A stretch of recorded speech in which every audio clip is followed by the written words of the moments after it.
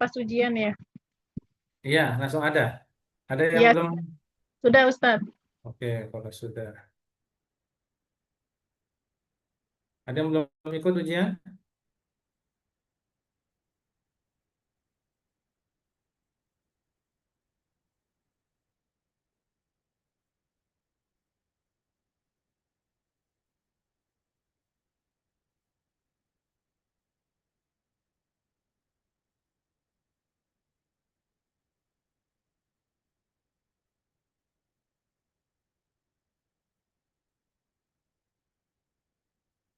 Ya, baik. Kalau tidak ada, kita lanjut ya. Kita akan masuk ke apa namanya pembahasan yang ketujuh, modul ketujuh ya. Ini pertemuan kita ketujuh, tapi kaidah dakwah kita yang ke-10. Ya, kita akan masuk ke kaidah dakwah yang ke-10, yaitu wa an tukhatibun nasa ala qadri uqulihim. Kita akan berbicara tentang bagaimana kaidah dakwah berbicara kepada manusia sesuai dengan kadar akal mereka. Ya, kita kemarin sudah belajar yabda'ul majid bil qudwah qabla dakwah. Eh, Contoh sebelum berdakwah. Summa ta'liful qulub qabla syarhil afkar. Menyatukan hati sebelum menjelaskan gagasan pemikiran kita. Kita juga sudah belajar tentang takrif qabla taklif, ya. Mengenalkan Allah sebelum kita membebankan banyak sekali kewajiban-kewajiban pada pada madhu kita ya, objek dakwah kita. Kita juga sudah mengenalkan kemarin taisir la taksir. Memudahkan orang lain dalam beragama. Tidak boleh mempersulit. Lalu watarsihul usul qoblal furu, bahwa kita mendakwakan yang usul, yang pokok-pokok. Siapa nak Allah itu, ya? Siapa yang menciptakan alam semesta itu? Nah, siapa nama nabimu, ya? Bagaimana sunnah-sunnahnya, gitu ya. Jadi mengutamakan usul sebelum kita berbicara tentang furu'iyah, ya. Lalu wantihaju tabsyir qabla tanzir, memberikan kabar gembira ya sebelum kita memberikan ancaman-ancaman peringatan-peringatan ya. Litahqiqul ifham lal imla. Kita memberikan pemahaman, bukan mendikte, bukan menjadikan objek dakwah kita sebagai burung beo, tapi kita mentransfer pemahaman tersebut.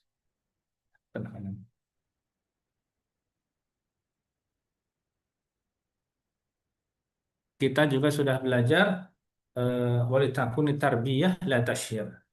Eh, Mengayomi, mendidik, tidak mempermalu.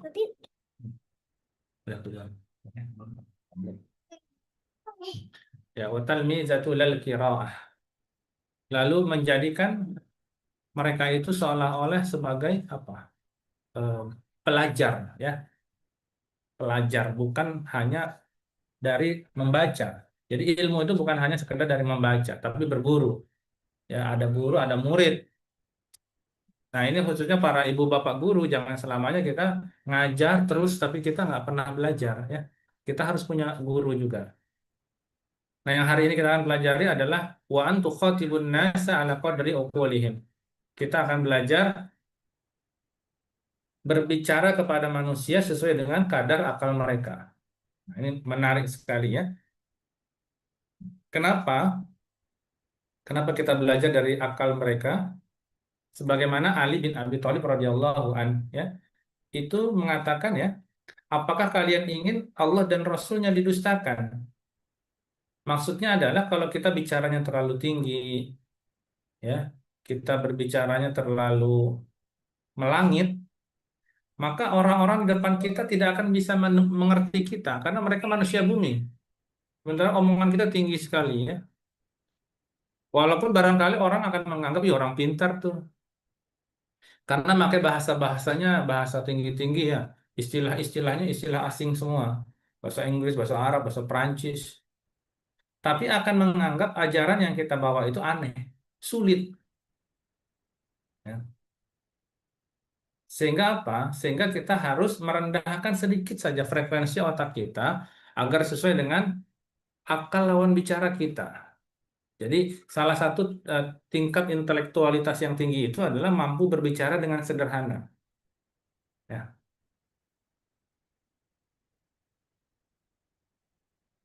misalnya kalau kita bicara dengan fase-fase ya, kalau kita belajar fase-fase nih, tentu teman-teman di sini ada yang guru ya. Itu kalau guru itu pasti berbicaranya beda kan? Kenapa beda? Karena dia tahu betul bagaimana yang dia dakwahi itu berbeda tingkatan. Misalnya fase usia bayi, bayi kan nggak sama akalnya dengan apa? Dengan orang dewasa ya. Bayi itu tidak sama akalnya dengan orang dewasa. Otak bayi gimana sih? Masih kosong, masih murni, ya. Walaupun kabelnya itu terus tumbuh jutaan per detik itu. Jadi masih dalam proses eh, pembuatan jaringan kabel itu bayi-bayi itu.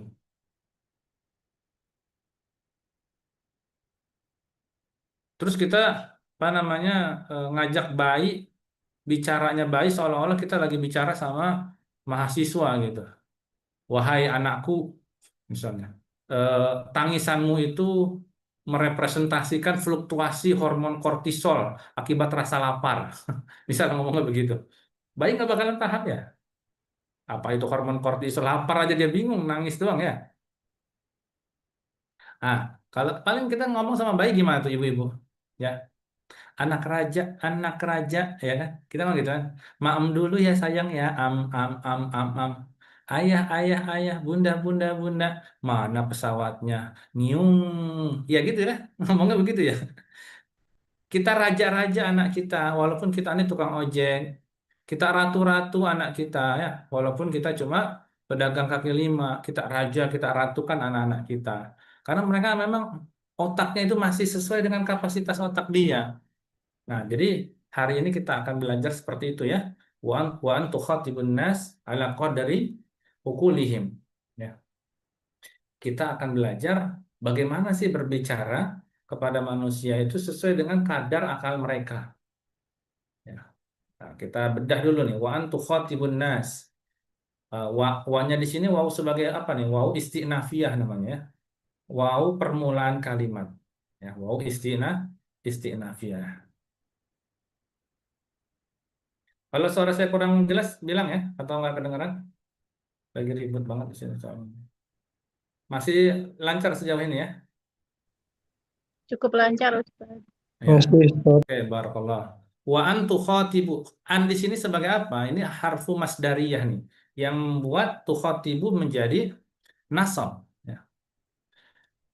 Lalu tukhatibu di sini, nah ini nih, ini di sini yang kemudian akan kita kaji lebih dalam ya. Tukhatibu ini di sini, eh, dia itu sama seperti khitab, berbicara dua arah. Ya, tukhatibu di sini fi'il mudhari ya, mansub ini walaupun dia menggunakan dhammah wa sukun ya, tapi karena apa? Karena menghapus huruf nunnya, hazfu an-nun, karena dia termasuk apa? Dan nahu af'alul khamsah ya, dan wawunya di sini adalah wawu al jamaah yang berkedudukan sebagai wawu fa'il, subjek. Lalu an-nasa maf'ulun bih ya, berkedudukan sebagai apa? Mansub. Tanda mansubnya apa? Fathah ya, di akhir ini. Lalu ala huruf jar, qadari isim majrur, uquli mudhafun ilaih, him di sini sebagai dhamir muttasil. Wa an tukhatibun nas ala qadri uqulihim. Artinya adalah dalam disiplin ilmu komunikasi, entah kita sebagai guru, dai, motivator, ya, maka kita harus memperhatikan betul ini jalur-jalur ini. Sebagaimana Allah Subhanahu wa taala berfirman, "Wa ma arsalna mir rasulin illa bilisani qaumihi liyubayyina lahum." Kami tidak mengutus seorang rasul pun melainkan dengan bahasa kaumnya supaya ia dapat memberi penjelasan dengan terang benderang kepada mereka. Wa ma arsalna mir rasulin illa bilisani qaumihi liyubayyina lahum. Ya, jadi ngomong itu nggak sekedar asal ngomong. Ya, ngomongnya kita itu bikin orang lain tersinggung gimana itu? Level anak TK ya. Kita mau ngajak sholat anak TK kan gimana? Kalau level anak TK kita nyuruhnya eh, di tengah sibuknya dunia, jangan kehilangan hubungan dengan Allah. Gimana gitu? Maka, ayo kita sholat. Nggak mungkin kita ngomong begitu sama anak TK kan? Pakai bahasa-bahasa filosofis gitu ya. Kalau ngajak anak TK kan gimana? Ayo sholat yuk sama Allah dulu ya. Kita biar disayang sama Allah. Ayo siapa yang anak kecil lagi lewat bentar ya, iklan. Misalnya kita mau ngajak wudhu anak kecil, anak TK, level anak TK, akalnya anak TK. Jadi akal itu sebenarnya paling gampang adalah tafsirnya adalah yaitu usia, ya. Kita kan bingung nih, ini akalnya saya, akalnya kamu, akalnya siapa Ustadz yang dimaksud? Ini maksudnya akal ini adalah berdasarkan usia, ya. Akalnya anak TK yang ngajak wudhu, ayo siapa yang mau wajahnya bercahaya, gitu ya. Kalau ngajak wudhunya, ngajak ngaji, ngajak sholat, nanti beda-beda sesuai dengan akal mereka masing-masing. Yuk baca Quran yuk, nanti malaikat senang loh, ya kan? Jadi kita eh, mempersonifikasikan ya yang gaib-gaib itu seolah-olah dia itu ada di sekitar kita. Kan anak-anak kecil kan imajinatif kan? Nah, misalnya mau ngajak doa, ayo anak-anak kita mau ngobrol dulu nih sama Allah nih gitu. Nah, dia bingung nih, mau ngobrol sama Allah gitu kan? Jadi apa ciri-cirinya? Ciri-cirinya kalau kita bicara sama anak-anak itu, maka pendekatannya lembut, ya.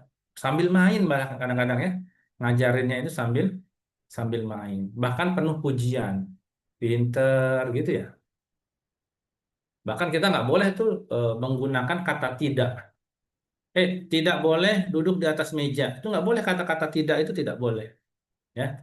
Menggunakan apa namanya kata tidak, ya. Menggunakan kata tidak. Misalnya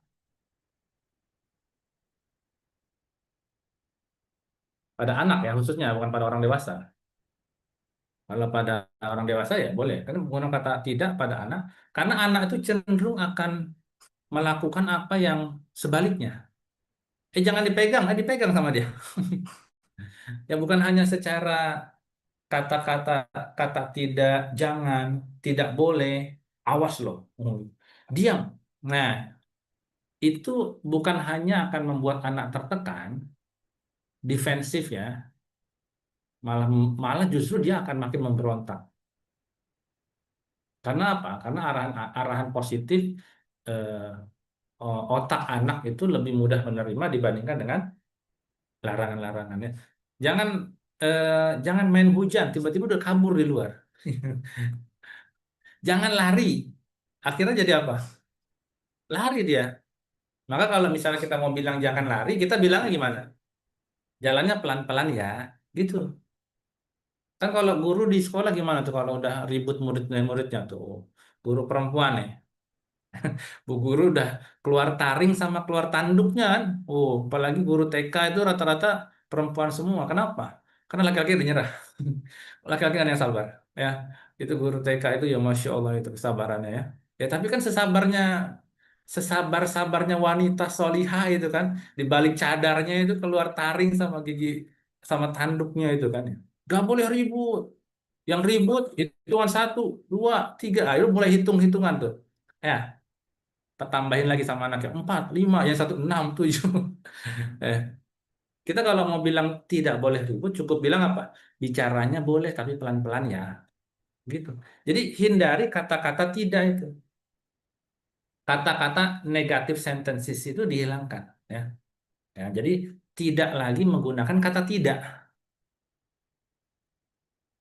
Lagi main HP nih, jangan main HP. Kira-kira dia bakal gimana tuh kalau kamu bilang anak lagi main HP, kamu bilang jangan main HP, ya main HP terus. Ya kan, karena dia kan otaknya otak itu apa memang, oh jangan main HP berarti boleh main HP, kebalikannya dia itu, ayo kak, ini ada kue, ada cake nih, ada brownies nih gitu, kita makan dulu ya. Jadi pengalihan anak nggak bisa kita larang, cuma dialihkan saja, dilupain sebentar. Yuk istirahat dulu matanya yuk. Apa namanya, bunda aja ya ke kebun belakang itu, kita mau apa namanya manjat pohon pisang. Nah, nggak bisa, kamu jangan main HP. Terus kamunya main HP ya, apalagi bundanya main HP. Ayahnya, abinya main HP. Nggak bisa, nggak bakalan bisa ya. Jangan males sholat. Kira-kira gimana? Ya males sholatnya. Ya, nggak bisa. Ya, Kak, kita mau sholat di Masjidil Haram. Kira-kira gimana tuh? Oh, ya, kita mau sholat di Masjid Nabawi. Kita mau sholat di Masjidil Aqsa. Siapkan dirinya, Kak. Kita mau berperang lawan Israel nanti di tengah jalan. Ayo, ambil senjatanya. Oh, anak udah ngalungin senjata, itu punya senjata dia. Oh, robotan-robotan Iron Man dia udah dibawa itu. Ayo siapin. Baris berbaris. Rapi itu sama Iron Man-nya. Ya, SpongeBob-nya taruh di sebelah kiri, Kak. Ya, tapi jangan berantakan ya. Ya. Nggak boleh juga ngomong jangan itu. Ya. Nah, jadi inilah yang dinamakan ya kita berbicara sesuai dengan akal mereka wa antu khatibun nas ala qadri uqulihim ya sebagaimana tadi Nabi Shallallahu Alaihi Wasallam mengatakan ya eh, Nabi dan Rasul itu diutus dengan bahasa kaumnya supaya ia dapat memberikan penjelasan. Hadisun nas bima ya'rifuna atuhibbuna ayyukazzaballahu wa rasuluh. Berbicaralah dengan manusia sesuai dengan apa yang mereka ketahui. Nah, ini dari Ali bin Abi Thalib ya. Haddisun nas bima ya'rifun. Atuhibbuna ayyukazzaballahu wa rasuluh. Berbicaralah kepada manusia sesuai dengan apa yang mereka ketahui, yang mereka pahami. Apakah kalian ingin Allah dan Rasulnya didustakan? Jadi kata eh, ma ya bima ya'rifun maksudnya di sini adalah apa yang mereka ketahui. Ya, apa yang mereka mereka ketahui. Jangan sampai kita berbicara apa yang tidak mereka ketahui itu nggak boleh sama sekali. Ya. Misalnya orang kampung ya, misalnya orang di kampung dengan orang di kota. Nah, contohnya ketika kita berdakwah itu harus beda juga itu. Ngajakin seseorang itu berbeda juga. Nggak nggak apa namanya nggak kita samakan.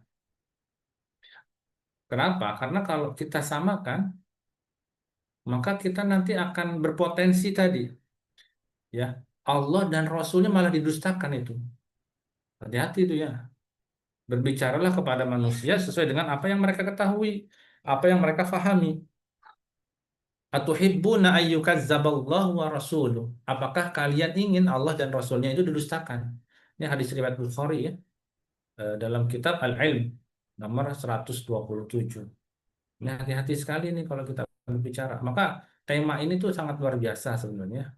Kita harus hati-hati sekali, jangan sampai Allah dan Nabi-Nya didustakan gara-gara salah perkataan kita. Ya, ada orang kampung, orang kota, orang setengah kota, yang karakter kan bisa kelihatan ya, kesederhanaannya, dekat dengan kehidupan sehari-harinya, ya, bahasanya ringan, apa namanya, ada yang lagi tahlilan, ya orang kampung pahamnya tahlilan, ya tahlilan biarin aja, nggak paham dia bahasa-bahasa agama yang tinggi-tinggi ya. Itu jangan dulu kamu, ntar Allah dan Rasulnya didustakan itu. Nah, jangan kita bawakan dalil orang-orang kampung itu nggak perlu kita. Nah, kita kasih perumpamaan-perumpamaan ya. Pak, kalau tanaman saja perlu air, maka hati manusia juga perlu berzikir dong, gitu ya.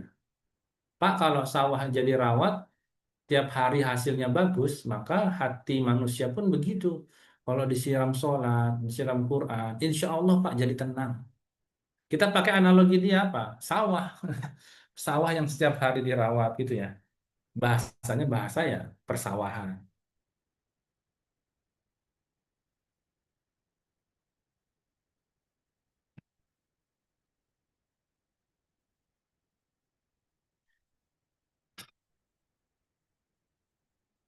Dari Abdullah bin Mas'ud radhiyallahu an, Nabi Shallallahu alaihi wasallam bersabda, "Ma anta bimuhaddisin qauman hadisan la tablughuhu uquluhum illa kana li ba'dihim fitnah." Tidaklah engkau menyampaikan suatu pembicaraan kepada suatu kaum yang akal mereka belum mampu mencapainya, melainkan hal itu akan menjadi fitnah, bingung, bencana bahkan bagi sebagian mereka mereka. Nah, ini ada dalam mukadimahnya Sahih Muslim ya.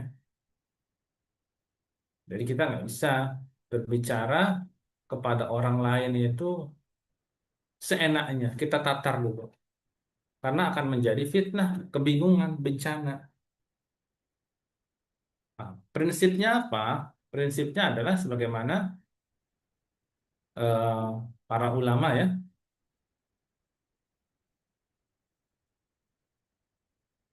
dalam menyampaikan sesuatu ya, itu tidak langsung dengan dalil.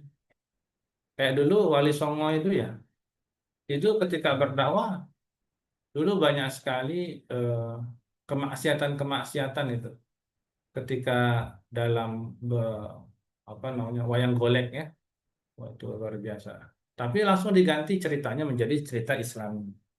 Ceritanya saja yang diganti. Wayang goleknya masih ada. Memang dalam berdakwah itu bedakan ya nanti ulama dakwah dengan ulama hadis itu. Ulama-ulama dakwah itu dia punya strategi-strategi dakwah yang bisa ditembus hingga akhirnya umat Islam kita alhamdulillah nih walaupun barangkali ya belum sempurna keislaman kita, tapi setidaknya kita mengenal Islam ini dari tangan mereka itu. Ya, ibu kita Islam, nenek kita Islam. Dari mana Islamnya? Para penyebar agama itu. Jadi karena memang eh, anatomi kecerdasan manusia ini Allah titipkan berbeda dengan anatomi kecerdasan hewan misalnya ya. Saya baca itu ya bahwa eh, fungsi utama dalam berpikir dan kecerdasan kan di otak. Ya, ada nama bagian otak yang namanya adalah korteks cerebral ya. Kulit otak nih yang di atasnya saja itu ternyata dia pusat berpikir kompleks itu untuk bahasa, imajinasi, dan kesadaran diri. Jadi hati-hati sekali nih. Ternyata otak paling luar itu tentang kesadaran diri.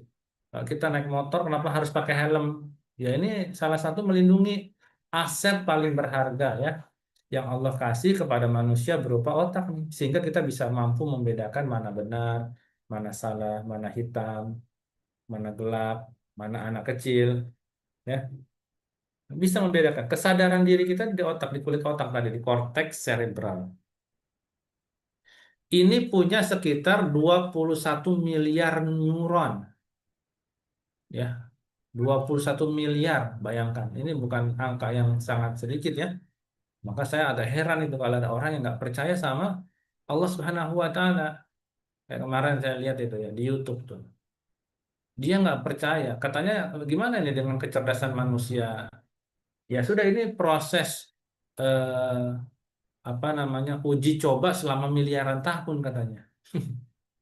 Nah ini ya, Insya Allah ya. Jadi orang-orang seperti itu, orang-orang pintar-pintar itu banyak sekali pintar-pintar itu. Itu kalau hidayah belum ada pada mereka, ya udah mereka akan terus bertanya-tanya itu. Nah, maksudnya nikmatnya kita itu kena kita iman dulu kita baru belajar. Nah, maka mereka tuh yang di sana yang belum Islam itu mereka bertanya terus sampai Allah tetapkan hidayah nanti. Tadi ada 21 miliar neuron. Itu nggak mungkin terjadi dengan kebetulan itu nggak mungkin. Ya. Berapa peluang dari ledakan Big Bang itu kemudian menjadi satu planet yang namanya Bumi. Dalam satu planet itu kemudian satu sel, dari satu sel itu kemudian lahirlah jutaan makhluk. Dari jutaan makhluk itu hanya manusia kemudian yang mampu berpikir. Nah, peluang untuk jadi manusia dari ledakan Big Bang itu sama 0,0000000 ya. Pernah dihitung itu persentasenya. Belakangnya satu itu setelah sejuta, sejuta persennya nol. Ya sama saja, kamu diemin HP jelek Xiaomi kamu, lalu kemudian berharap nanti akan berubah menjadi HP iPhone Pro Max 13 ya setelah miliaran tahun. Kira-kira mungkin nggak tuh? Ya, ya seperti itulah. Setidak mungkin itu, walaupun sama-sama handphonenya saja. Ya, ya peluangnya ada, ya ada. Coba kita nggak tahu nanti miliaran tahun itu HP jadi apa itu. Nah, ini manusia yang tidak percaya sama Allah Subhanahu wa taala. Nah, tadi 21 miliar neuron ada pada manusia. Lalu pada hewan, bagian ini lebih tipis. Bagian kesadaran tadi lebih tipis. Kenapa? Karena manusia lebih tebal, punya kapasitas untuk berpikir. Nah, ada yang bagian depan nih. Bagian depan kita, ini bagian depan nih, jidat ya. Jidat kepala nih. Ini jidat kepala kita itu, Insya Allah ya. Kita memuji Allah. Alhamdulillah ya. Bahwa kita bersyukur kepada Allah. Ini namanya prefrontal cortex depan jidat. Ini CEO nih. Kalau ada yang bilang jenong, jenong, jenong, bagus itu. Makin pintar, makin jenong itu ya. Ini CEO, otak di sini dia ngatur perencanaan. Ini kita lagi bicara akal ya, jadi masih nyambung ya. Jadi akal manusia ini namanya otak. Mengatur perencanaan, kontrol diri, pengambilan keputusan. Ini kita ini punya kelas tertinggi di atas primata. Ya. Bagian ini yang membedakan manusia secara drastis dari binatang. Maka manusia ini memungkinkan untuk berbuat adil. Kita nggak bisa mengharapkan keadilan pada hewan. Bagaimana kita coba ada kucing Pak jantan melihat lalu yang dikawininnya itu kucing betina punya anak jantan lagi dia merasa takut disaingi akhirnya apa? Akhirnya dia makan itu. Ya, ada begitu kan kasus-kasus. Maka al-insaf itu adil itu nggak mungkin bisa diterapkan pada binatang. Ya, maka hanya bisa diterapkan pada manusia. Manusia. Ini kita lagi bicara akal, nih, otak manusia agar kita mengerti betapa Masya Allahnya Allah ini ciptakan kita dengan segala kesempurnaan. Makanya para ulama itu mengatakan bahwa ibadah yang kita lakukan itu bukan untuk mendapatkan surganya Allah. Ibadah yang kita lakukan ini adalah sebagai bentuk rasa syukur kita karena Allah ciptakan kita menjadi manusia. Kalau mau bicara tentang wah sholatnya, puasanya, aduh gimana coba? Sholat kita garuk-garuk kepala, garuk-garuk depan, garuk-garuk belakang, mikir ke sana, mikir ke sini. Tadi uang 50.000 ketinggalan lagi di dashboard motor. Waduh, diambil nih orang ntar pasti. Udah nggak macam-macam kita mikirnya. Jadi ibadah kita itu, ya, sholat kita semuanya kita itu untuk menunjukkan rasa syukur kita untuk menjadi seorang manusia, manusia. Kalau mau dijadikan masuk surga barangkali nggak layak ya, nggak layak. Hanya untuk membeli satu kerikil surga saja barangkali nggak layak nih ibadah kita ya.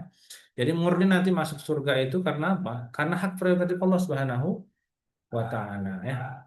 Banyak sekali para penghafal Quran yang justru malah masuk neraka. Kenapa? Karena ketika di dunia dia ngafal Quran, tapi ingin disebut seorang hafiz. Berapa banyak orang bersedekah akhirnya masuk neraka karena hanya mengharapkan dipanggil bos dermawan ya. Tapi berapa banyak orang yang masuk surga ya? Itu karena apa? Karena karena Allah, prerogatif Allah ya. Kisah bagaimana seorang wanita yang apa namanya wanita malam ya, yang kemudian melihat seekor anjing yang kehausan, masukkan ke dalam surga.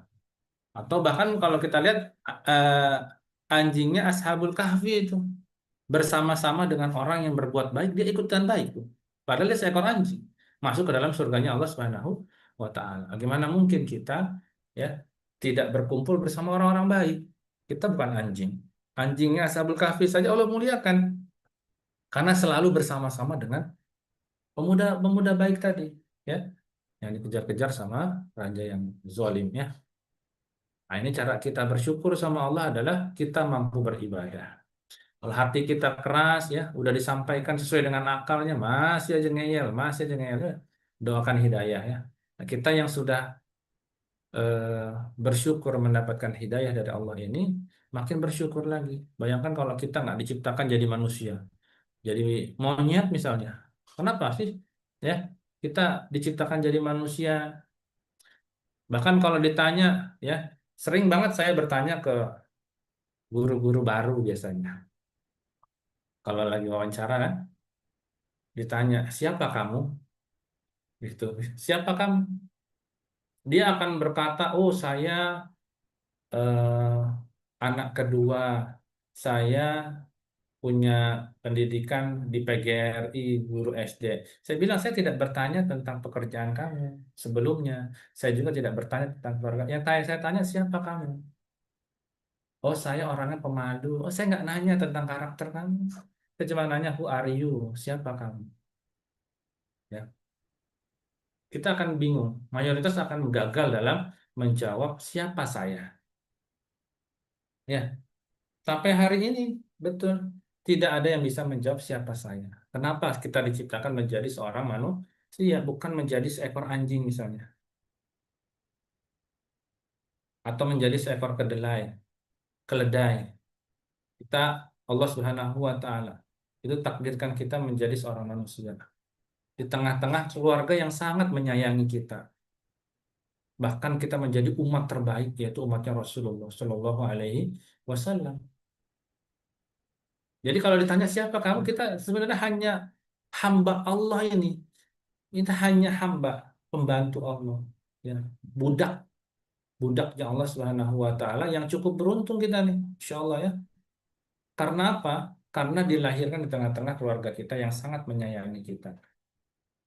Udah, kalau ditanya siapa kamu, kamu cuma hanya hamba Allah yang beruntung yang dilahirkan di tengah-tengah orang yang menyayangi kamu. Dan kewajiban kamu apa? Beribadah sudah. Bersyukur ya. Cara bersyukur itu nggak cuma mengucap alhamdulillah, alhamdulillah, alhamdulillah. Dengan ibadah yang seperti ini barangkali kita nggak layak ini masuk ke dalam surganya Allah Subhanahu wa taala. Jadi otak kita tadi, otak yang Allah Subhanahu wa taala titipkan ke kita itu di depan ada yang namanya prefrontal cortex ya. Lalu ada yang lagi namanya pusat memori jangka panjang. Ada lagi bagian yang mengelola emosi, marah, takut, senang. Nah, itu namanya amigdala. Amig amigdala. Ada, ada sekali itu. Di hewan juga ada amigdala, tapi amigdalanya hewan itu mendominasi. Ya, mereka menyebutnya insting. Nah, pada manusia ia dikendalikan oleh akal. Prefrontal tadi lebih mengendalikan amigdala tadi agar tidak impulsif. Jadi insting itulah yang kemudian membuat hewan itu sejahat, segalak-galaknya singa. Itu kalau dikagetin dia kaget ya. Itu ada yang namanya amigdala. Insting bertahan hidup namanya ya. Manusia pun sebenarnya bisa aktif itu amigdalanya kalau dia dalam kondisi darurat. Jadi misalnya pernah melihat orang yang tersesat di hutan berhari-hari, dia nggak bisa manjat pohon, dia nggak bisa nyari ini, tersesat lah pokoknya di hutan. Ya, kemampuan manusia itu kalau sudah tersesat paling 3 hari ya untuk bertahan hidup. Kalau dia masih bisa bertahan seminggu misalnya dengan macam-macam yang dia temukan, maka di hari ketujuh dia sudah berubah itu otak prefrontal korteksnya menjadi amigdala. Ya, itu otak reptil ya, otak instingnya itu mulai aktif. Akhirnya dia tidak mengenal lagi siapa dirinya. Dia sudah berubah menjadi tadi amigdala tadi. Ya, otak amigdalanya lebih aktif. Kenapa? Karena dia butuh hidup, butuh makan. Sementara dia nggak bisa manjat. Akhirnya dia bisa manjat itu kayak dia mencari apapun. Dia akan bertindak selayaknya kayak hewan. Makanya orang kalau hilang lebih dari seminggu itu sulit ditemukan. Sebenarnya orangnya ada di sekitar situ, hanya dia ngumpet. Dia ngelihat tim SAR, dia ngumpet dari balik pohon, dia ngumpet. Pokoknya dia akan menjadi orang yang berbeda, dia nggak kenal lagi sama dirinya. Karena memang otak harus mengaktifkan mode bertahan hidup tadi, mode survival life itu, dia harus aktifkan sehingga apa? Sehingga dia bisa bertahan hidup tuh, walaupun dengan makan makan seadanya, manjat pohon kelapa dia nggak bisa tadinya, tiba-tiba bisa manjat pohon kelapa, minum air, jadi pokoknya kayak hewan gitu. Nah itu eh, akan aktif ketika dalam kondisi-kondisi tertentu, ketakutan yang sangat takut, stres yang sangat takut, kayak orang gila sama. Orang gila ODGJ ya, dia mengaktifkan otak amigdalanya, makanya jarang sakit ya. Nah, makanya orang gila ketawa mulu ya. Ya, jadi ada stres yang kemudian menutup prefrontal cortex tadi, ya, sehingga amigdalanya yang aktif.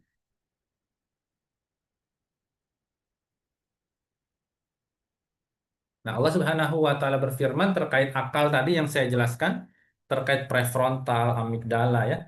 Allah Subhanahu wa taala berfirman di surat yang suka kita baca ya, surat Al-Alaq. Kalla la illam yantahi lanasfa'an bin nasiyah. Nasiyatin kazibatin khati'ah.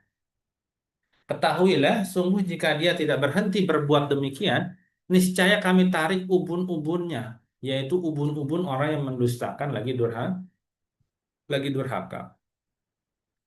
Nah, ini kalau kita renungi ayat ini Allah tidak menyebut orang yang berdusta, ya. Allah tidak menyebut orang yang berdusta, tapi Allah sebutkan apa? Kami tarik ubun-ubunnya, nasiyah itu. Maka secara ilmu neurologis ini adalah area otak, ini ubun-ubun ya. Otak ubun-ubun, otak di mana tempat mengambil keputusan untuk berbohong atau untuk berbuat dosa itu diambil di situ di ubun-ubun ya. Secara neurologis ini. Nah, jadi kita sebagai manusia ya, Allah ciptakan akal kita, kita berbicara sesuai dengan akal orang karena kita melakukan observasi sebelum kita berkomunikasi. Observasi itu penting sekali. Ini kira-kira orang-orang yang akan kita dakwah ini seperti apa? Ya, observasi mendalam. Nah, observasi ini tidak dilakukan kecuali oleh manusia. Iya nggak? Yang tidak dilakukan oleh otak binatang. Ini observasi. Allah Subhanahu wa taala berfirman, "Wa sakhkhara lakum ma fis samawati wa ma fil ard jami'an min. Inna fi dzalika laayatin liqaumin yatafakkarun." Dan dia menundukkan untukmu apa yang ada di langit dan apa yang ada di bumi semuanya sebagai rahmat daripadanya. Sesungguhnya pada yang demikian itu benar-benar terdapat tanda-tanda kekuasaan Allah bagi kaum yang berfikir. Ya. Jadi kita harus observasi dulu, leveling, kita leveling nih, ya khususnya guru lah ya. Kalau kita belajar jadi guru, level TK, level SD, ya, level SMP, udah beda-beda itu. Apalagi level eh, misalnya level SD, kalau ngajak sholat, ayo sholat dulu. Nah, gitu ya. Baru kita lanjut main lagi ya, gitu. Kalau ngajak sholat SMP kan capek boleh ya. Biasanya udah mulai capek-capek itu kan. Maka kita harus ngerti bahasa mereka. Mereka ini capek, pengen dimengerti. Kita ucapkan yang mereka rasakan. Capek boleh Kak, gitu kan. Kakak capek ya. Tapi jangan jauh-jauh dari Allah ya. Gitu. Jadi kita ucapkan dulu perasaan mereka yang mereka sedang rasakan capek. Misal lagi sholat, ya kan, pulang sekolah udah tiba-tiba disuruh ini, suruh itu. Aduh, apa nggak berasap itu otak anak kamu tuh? Ya, maka kita ucapkan dulu apa yang sedang mereka. Kakak haus ya kak, itu. Kakak Allah tuh tahu kok kak perjuanganmu gitu. Ya, kita pelan-pelan insya Allah ya kak, biar jadi baik. Nah, jadi empati yang kita tunjukkan biasanya di leveling SMP, SMA ya. Nggak boleh menghakimi. Dia yang mau dihakimi itu ya. Karena dia bukan terdakwa, ngapain kita hakimi? Kita empati, tunjukkan empati, bukan judgment itu. Menghakimi. Dengerin. Karena kalau kamu nggak mendengarkan dia, maka dia akan cari orang yang mau ngedengerin. Kebetulan yang mau dengerin orangnya orang-orang nggak baik semua. Penjahat semua, bayangkan gimana itu kalau dia nyaman. Karena orang yang penjahat kan ya ternyata pinter ngambil hati dia dengerin. Nanti SMA apalagi lebih ini lagi ya.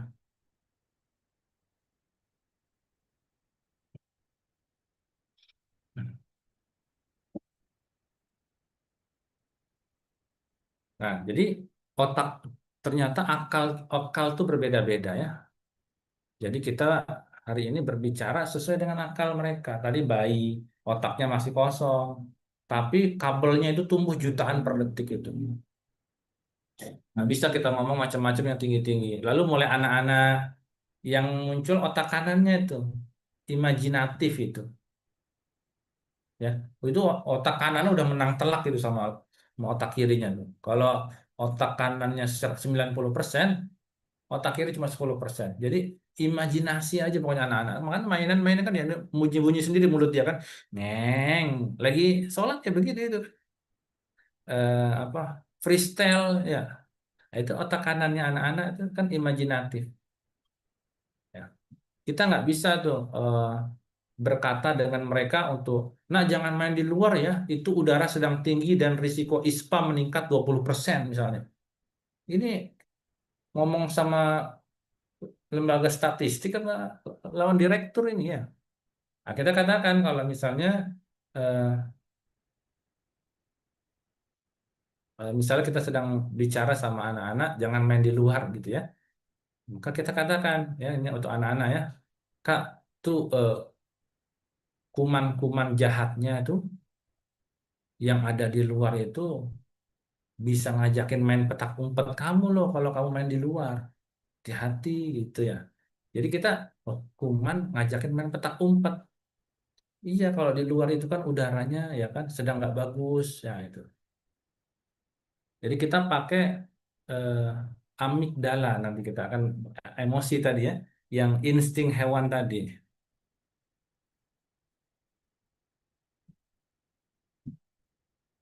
Kalau kita nggak punya uang, biasanya anak kan nggak mau tahu ya. Anak-anak tuh nggak mau tahu anak kita ya, orang kita nggak punya uang ya. Kita nggak bisa pakai, nggak punya duit itu nggak ngerti, mereka nggak punya duit itu nggak ngerti. Ya misalnya, duh Kak, saldo Abi nih udah habis nih, em, apa namanya, buat jajan kamu gitu kan. Besok kita puasa ya gitu.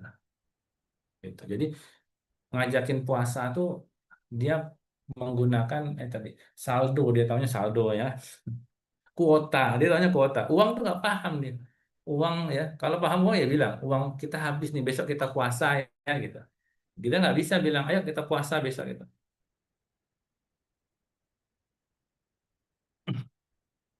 Ya, jadi eh, bahwa kita harus berbicara sesuai dengan akal mereka, karena ibarat remaja ya, misal remaja kita kata kasusnya ya, remaja itu seperti mobil canggih, mobilnya kencang, emosinya juga kencang, tapi bayangkan bahwa mobil dengan kecepatannya tinggi tapi pakai remnya rem sepeda, gimana kira-kira tuh? Kita nggak bisa tuh nasihatin remaja yang putus cinta. Ini remaja, remaja putus cinta, kita berkata, Kak, secara statistik masih ada 3,5 miliar wanita atau pria lain di dunia ini. Kakak tenang aja. Itu dia lagi putus cinta, kita bilang begitu, Kak. Tenang aja, Kak. Masih ada 3,5 miliar wanita atau pria lain di dunia ini secara statistik. Nah, bisa kita bilang begitu.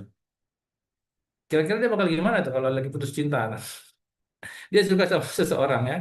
Maka apa pakai dalil misalnya gitu? Nggak bisa. Maka dia akan menangis lebih kencang. Karena apa? Karena amigdalanya tadi itu, insting hewannya itu kebakaran itu. Ibaratnya seperti itu ya. Dia nggak bakalan dia ngerespon, apalagi statistik gitu ya. Dia butuh ditenangkan dulu emosinya, bukan butuh dikasih tabel-tabel statistik itu ya. Apalagi orang tua lansia lagi kan, itu kadang-kadang dia cerita 10 kali tuh, dia cerita bolak-balik ya kan. Terus kamu omelin, ini udah saya dengerin 10 kali kayak, ini saya sudah dengerin 60 kali nek gitu, nggak bisa. Kenapa? Karena lansia itu secara anatomi, ini jalur saraf menuju memorinya masa lalu ini menjadi jalan tol yang sangat kuat. Dia akan menuju memori masa lalunya terus dia tuh. Wow, cepet. Sementara memori barunya, memori yang sekarang itu udah jalan setapak-setapak itu. Udah nggak ada lagi memori baru. Yang ada adalah memori lama semua itu. Kalau sudah lansia, maka tipsnya adalah eh, kita harus fokus ajak mereka bicara soal zaman dulu. Lalu kaitkan pelan-pelan dengan masa masa sekarang. Oh iya kayak ya, itu zaman Pitung dulu tuh diserang sama Belanda, tapi mereka pada getol-getol banget kalau ke Suro ya kayak ya, ke masjid ya pakai obor ya kayak gitu. Kita harus ajak mereka bicara zaman dulu itu. Si Pitung, siapa lagi ya? Eh, film zaman dulu ya. Kita itu kamu cari-cari cara lah gitu ya. Kalau ngomong ke orang itu harus observasi dulu. Nggak bisa kita main asal. Itu masa-masa kejayaan mereka itu, apalagi udah berbicara dengan orang yang sudah pensiun. Waduh, sensitif sekali itu. Nah, Jadi mereka itu lucu di masanya masing-masing. Ya, mereka lucu di masanya masing-masing. Pujian-pujian itu kan, ya memang bagaimanapun juga ya, anak perempuan misalnya, anak perempuan yang paling suka dipuji kan. Beda mana laki-laki cuek ya. Makanya semua puisi-puisi itu banyak sekali tentang perempuan kan. Apalagi puisi Melayu ya. Terus saya banyak baca puisi-puisi Melayu ya. Misalnya puisi Melayu itu wajahnya bagaikan bulan purnama. Itu kan, Masya Allah ya, wajahnya bagaikan bulan purnama. Matanya bagaikan bintang kejora. Alisnya bagaikan semut beriring. Giginya seperti biji mentimun. Nah itu semua berhubungan dengan wajah. Maka wajah wanita tuh bagusnya memang ditutup. Karena semua kecantikan itu ada pada ada pada wajah. Nggak mungkin kita jatuh cinta sama apa? Jatuh cinta sama sikut? Nggak mungkin. Pasti orang jatuh cinta sama apa? Sama wajahnya. Maka banyak puisi-puisi ya, syair-syair itu berhubungan dengan wajah perempuan. Eh, Misalnya bibirnya bagaikan limau seulas. Nah ini pasti limaunya limau limau Jawa nih, nggak mungkin limau Bali. Kalau limau Bali ini kayak bibir kerbau kan. Nah, dagunya bagaikan lebah bergantungan. Ini semua puisi-puisi, syair-syair yang menceritakan tentang keindahan perempuan dari segi wajah. Makanya ya para a'immatul mazhab ya, khususnya Syafi'iyah ya, Hambali itu mewajibkan cadar. Ya, karena tadi semua kecantikan perempuan itu ada pada wajahnya ya. Maka wajahnya harus ditutupin. Jatuh cintanya orang dari mana? Biasanya dari wajah. Nggak ada dari sikut, dari tumit ya, nggak mungkin ya. Ada dulu lagu Melayu ya. Terbayang-bayang wajahmu itu ya. Itu semua berhubungan dengan maka wajah wanita itu ditutup supaya apa? Supaya otak laki-laki itu nggak rusak. Maksudnya lucu juga itu kan ya, ada ibu-ibu main rebana itu. Eh, Takutlah kamu kan siksa kubur itu ya. Tapi sambil goyang-goyang begitu gimana itu coba? Boro-boro orang mau takut sama siksa kubur. Dia lagunya takutlah kamu kan siksa kubur. Ini kan otak laki-laki gimana tuh? Oh, paten juga itu ya. Ini kan di mana letak takut siksa kuburnya kalau wajah mereka itu diobral-obral. Nah, jadi wanita solihah seperti itu ya. Baik, itu saja barangkali ya untuk pertemuan kita pada malam hari ini, yaitu modul 7 tentang wa an tukhatibun nas ala qadri ukulihim. Berbicaralah kepada manusia sesuai dengan kadar akal mereka. Jangan sampai kita salah berbicara ya, lalu kemudian tidak efektif komunikasi kita. Penyampaian pesan-pesan kita itu tidak maksimal karena orang tuh akan membaca. Ada yang namanya otonomi teks ya, autonomi teks. Nah, ketika dia dihadapkan pada teks saja dia akan hasilnya bisa berbeda-beda ya. Ada seorang sopir truk kemudian dia tidak mau diganggu istirahatnya, dia tulisin saya tidak tahu jalan ke puncak. Maksud dia biar orang yang lewat itu nggak ada yang nanya. Tiba-tiba ada yang berhenti. Pak, saya tahu Pak jalan menuju ke puncak. Karena ada otonomisasi teks. Itu saja bisa berakibat ada dua pendapat. Apalagi ketika kita menyampaikan tidak sesuai dengan bahasa kaumnya. Maka kita apa? Nah, kita akan hanya membuat Allah dan Rasulnya didustakan. Sebagaimana tadi hadis dari Nabi Shallallahu Alaihi Wasallam, hadisun nas bima ya'rifun atau hibbuna ayyukazzaballahu wa rasulah. Berbicaralah kepada manusia sesuai dengan apa yang mereka ketahui, apa yang mereka pahami. Apakah kalian ingin Allah dan Rasulnya didustakan? Gitu ya. Dan ingat, ya, yang terakhir sebelum kita tutup, bahwa tidaklah engkau menyampaikan suatu pembicaraan kepada suatu kaum yang akal mereka belum mampu mencapainya, melainkan hal itu akan menjadi fitnah ya bagi sebagian mereka. La tabibuhu uquluhum illa kana li ba'dihim fitnah. Hadis dari Sahih Muslim nomor 14. Baik, terima kasih atas kebersamaannya. Yang benar datangnya dari Allah Subhanahu wa taala, yang datang dari kebodohan dan kehilafan kami pribadi. Kita akhiri dengan doa kafaratul majlis. Subhanakallahumma wa bihamdika Asyhadu an la ilaha illa anta astaghfiruka wa atubu ilaik. Walhamdulillahi rabbil alamin. Assalamualaikum warahmatullahi wabarakatuh. Waalaikumsalam warahmatullahi wabarakatuh. Warahmatullahi wabarakatuh. Jazakallahu khairan. Jazakallah khairan Ustaz. Barakallahu fiik.